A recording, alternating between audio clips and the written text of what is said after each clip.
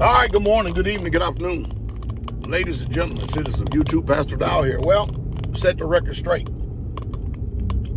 I noticed when I got up this morning, Elder Kabir had sent me a video excerpt of Pastor Gino Jennings, who apparently is back in the pulpit and recovered. Now listen, I want y'all to listen to me real quick. Listen to me real good. Because, you know, when you get other people interjecting into the affairs of others, things can get twisted and run awry real fast. Everybody knows I'm a passionate preacher. And let me state this out from the very get-go. I'm not Pastor Gino Jennings' enemy, and nor do I hate the man. Do I know for sure, beyond a shadow of a doubt, that he has a lot of false doctrine and false teachings? Yes, I do. That I do. And as a result, when I heard him make the statement, and when I heard him say that he would debate anyone, especially concerning the subject of divorce and remarriage, I actually accepted. I reached out to them. First Church asked for a letter. We sent them a letter. No response. So I got on and made a video up at a house that I was building. And he still asserts that I cussed him out, and he throws in all types of, stars, exclamation points, blank, blank, blank, blank, blank. He himself never said any of those words. And you all know, if you follow me, you know the words that I use. But I've never cursed that man out, and I never directed curse words towards him. I never cussed him out like he said that I did. And it cannot be produced. Where things end up going awry is when you have people that are members up in the First Church who are undisciplined and very uncouth. I'm addressing Pastor Gino Jennings, and all of a sudden, out from under the rock, from whatever rock they crawled out from under, you have all these other young men, very unruly young men, very undisciplined young men. I mean, it reminds me of this generation right here who literally have no honor and respect. And they get out here and start making plethora of videos. And I'm not even speaking to them. I'm speaking to Pastor Jennings because I don't want to lose focus. The focus was divorce and remarriage. And not only that, but the focus was biblical marriage in general. I kindly accepted. And all of a sudden I get crickets from them. But all of a sudden I hear from all of the other little minions up there. And it kind of makes me wonder, what type of program are they running when they let their church members get out here and address older men, get out here and address people with impunity, including women? I mean, I'm like, wow, is this the type of character that they have? Is this what they call strength? Oh, mercy. So anyway, he has still not yet accepted, even though he did open up his mouth and put his mouth out there. And I'm going to say it again. And I want everybody to stay in focus. I accepted the challenge of Pastor Gino Jennings concerning divorce and remarriage and biblical marriage. That's what I did. That's what the whole subject and everything's all about. All the other stuff is theatrics and window dressing. Well, they want to come up with, well, he ain't going to accept now because of this, because of that. And then I had to actually use, y'all can go on here.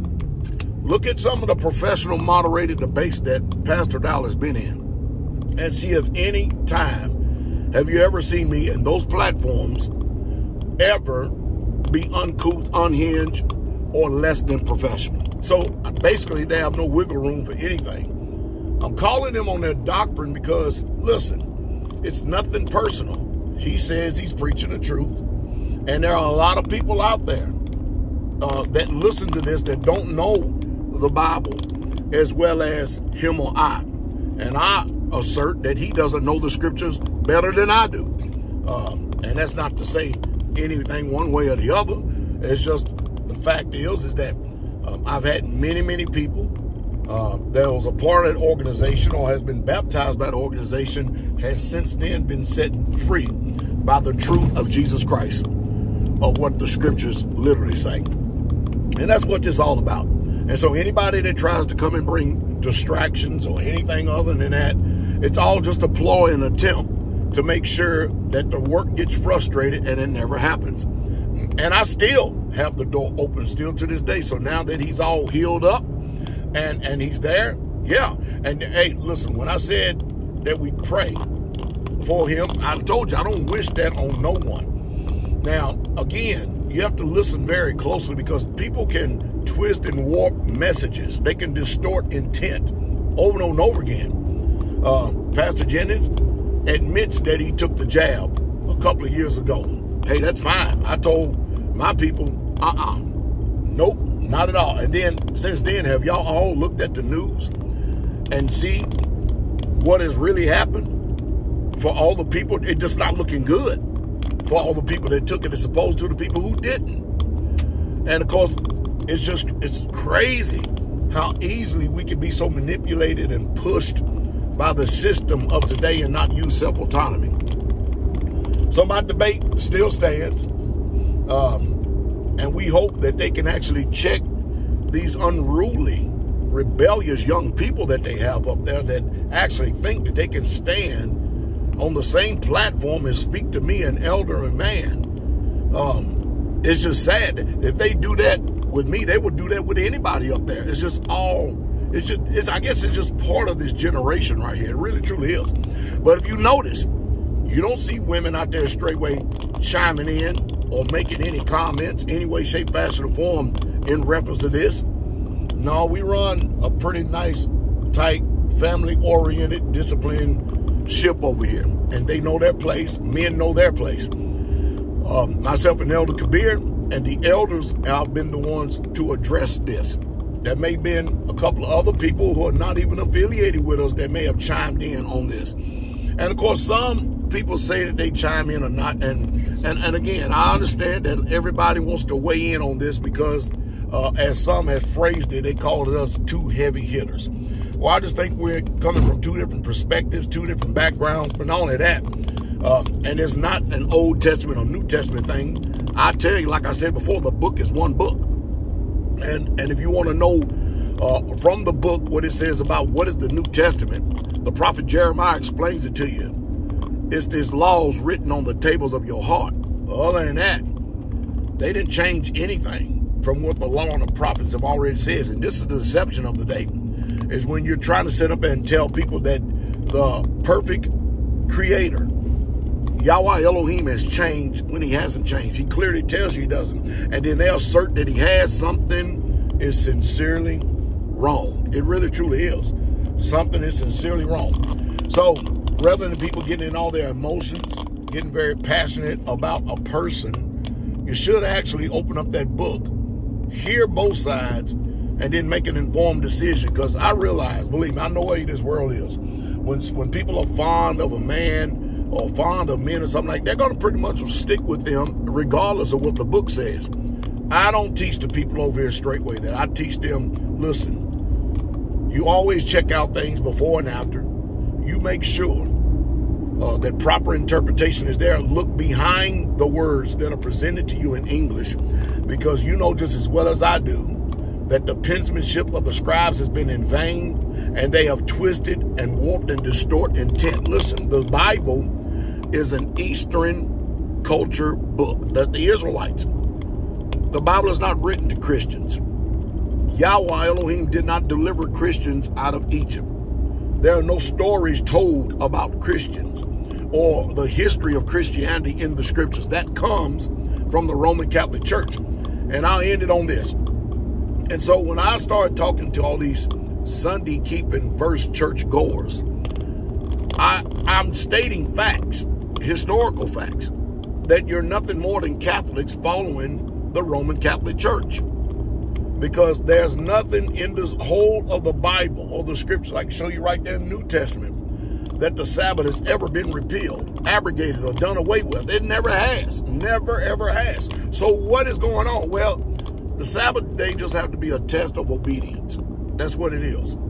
And if you didn't see people out there twisting, warping, and distorting, then how would you know unless someone challenged them? So what I am doing is exposing all of the horrendous lies that are being taught in the name of religion or in the name of the so-called quote-unquote truth of God.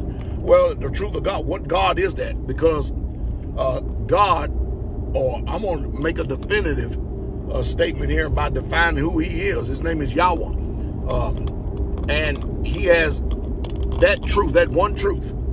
And that truth is the truth that sets free.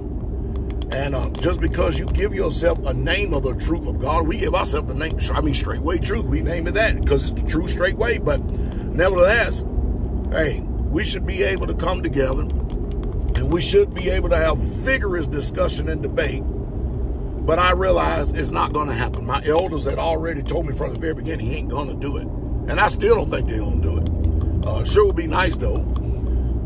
And I would like to have the debate to where he can take himself and maybe another person up there that seems to know the scripture. And we can have myself and Brother Pete Rambo. And Pete Rambo's not even affiliated with Straitway Truth Ministry.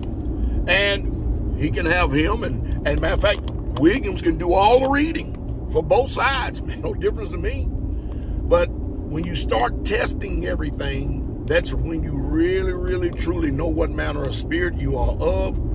And you know who's really, really, truly following that truth. It's just that I challenged him. And am I wrong for accepting the challenge that he himself put out? I know they try to twist and warp and distort intent, but he was the one that said that I would debate anyone. So does that make me evil for accepting the debate challenge? No, fair enough, I say not. And myself and Brother Pete Rambo, because there's a lot of people out here that are very arrogant in their position.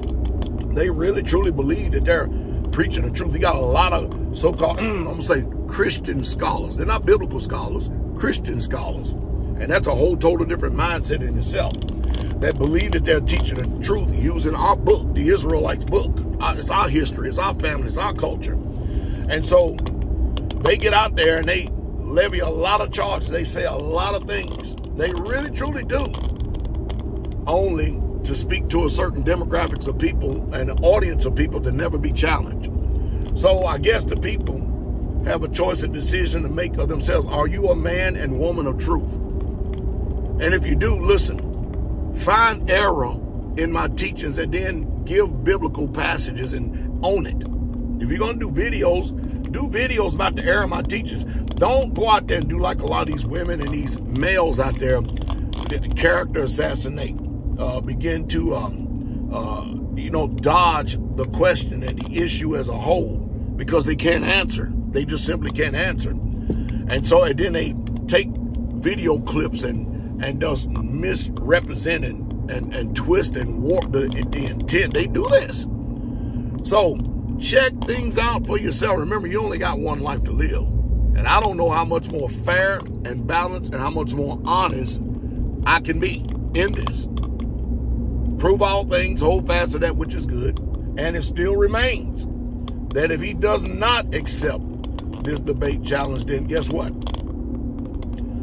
Those callers that called in on my broadcast that said they lost all respect for him, I can understand why they say that. Hey, y'all have a blessed day. The King coming.